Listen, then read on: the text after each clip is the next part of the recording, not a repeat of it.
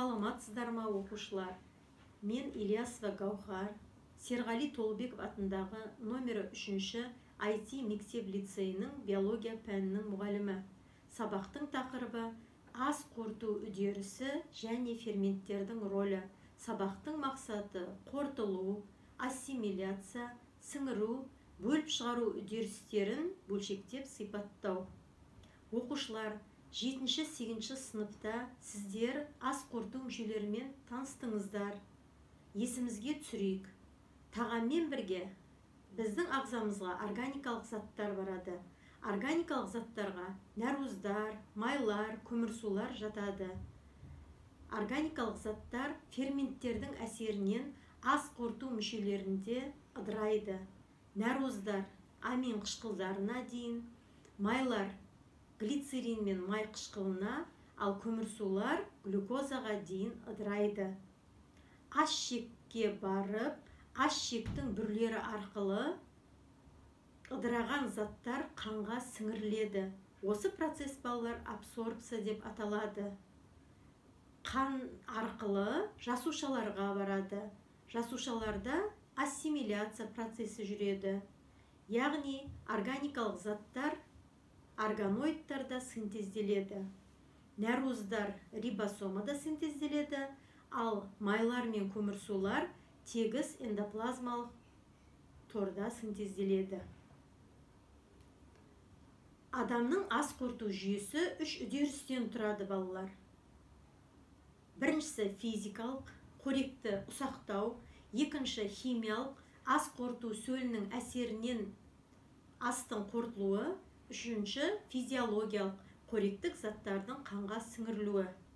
Ас қорыту дегеніміз ағзаның қоректік заттарды сіңіруі. Ас қорытуды, қоректік заттарды қорыту және олардың абсорбциясы, қанға сіңірілу деп те бөлуге болады.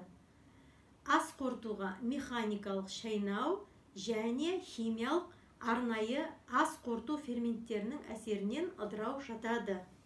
Ал оқушылар, ферменттер дегеніміз не?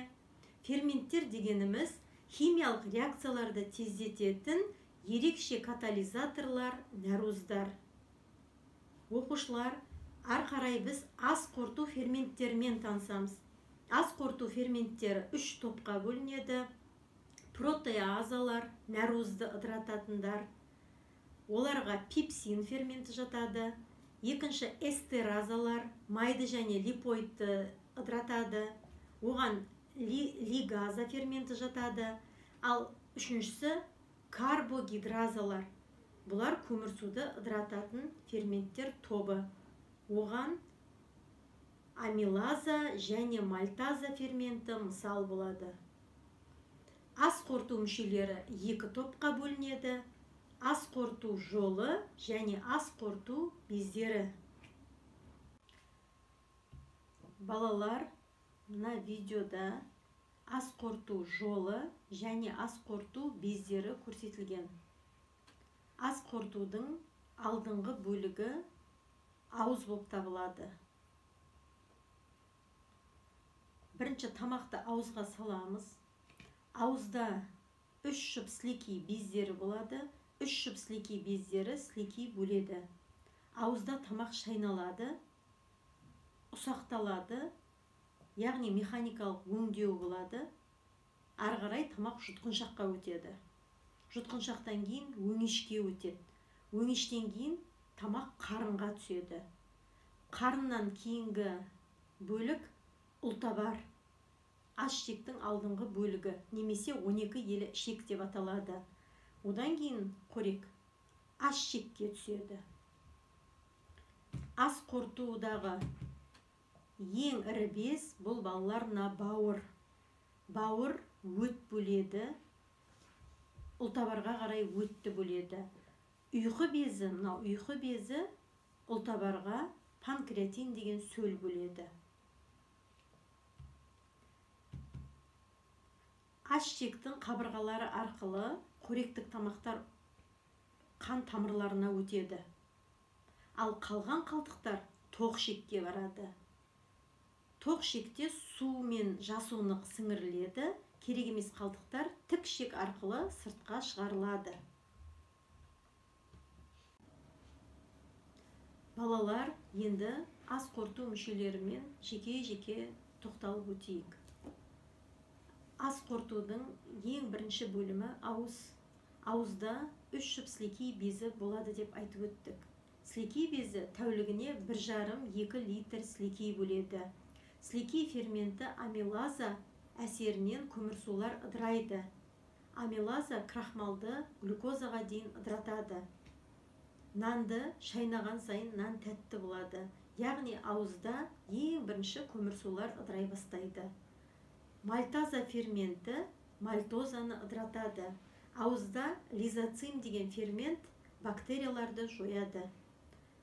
Тамақ ары қарай жұтқыншақ арқылы жұтылады. Жұтқыншақ әрі ас қорыту, әрі тыныс алу мүшесі болып табылады. Ары қарай тамақ өңешке өтеді. Өңеш 25 см болып келетін түтік тәрізді бұлшықетті мүше. Өңештің жоғарғы 1/3 бөлігі көлденең жолақты бұлшықеттен тұрады. Құрамында ферменттер болмайды. Ас қорытудың келесі кеңейген бөлігі бұл асқазан. Ары қарай тамақ асқазанға түседі. Асқазанның ерекшелігі балалар, оның созылғыштығы. Асқазанда асқазан сөлін бөлетін көптеген бір жасушалы бездер болады.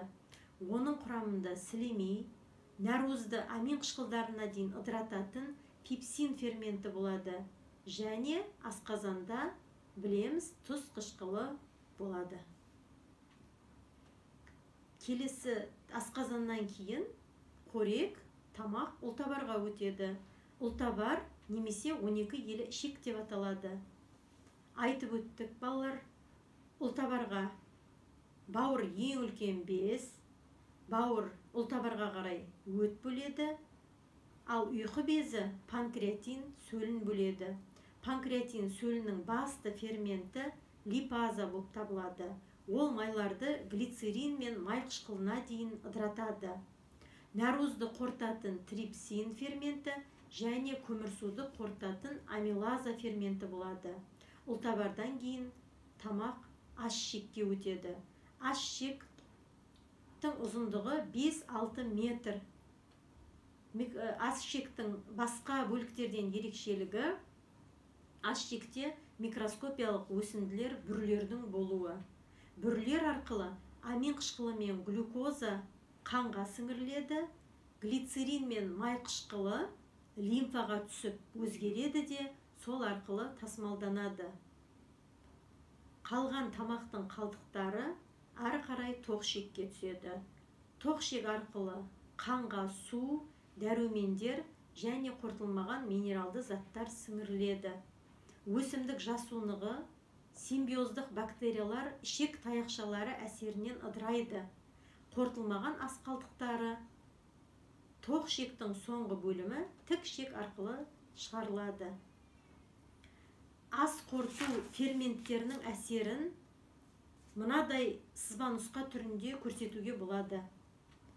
Көмірсулар амилаза ферментінің әсерінен глюкозаға дейін, нәруыздар пепсин ферментінің әсерінен амин қышқылдарына, майлар липаза ферментінің әсерінен глицерин мен май қышқылдарына ыдырайды.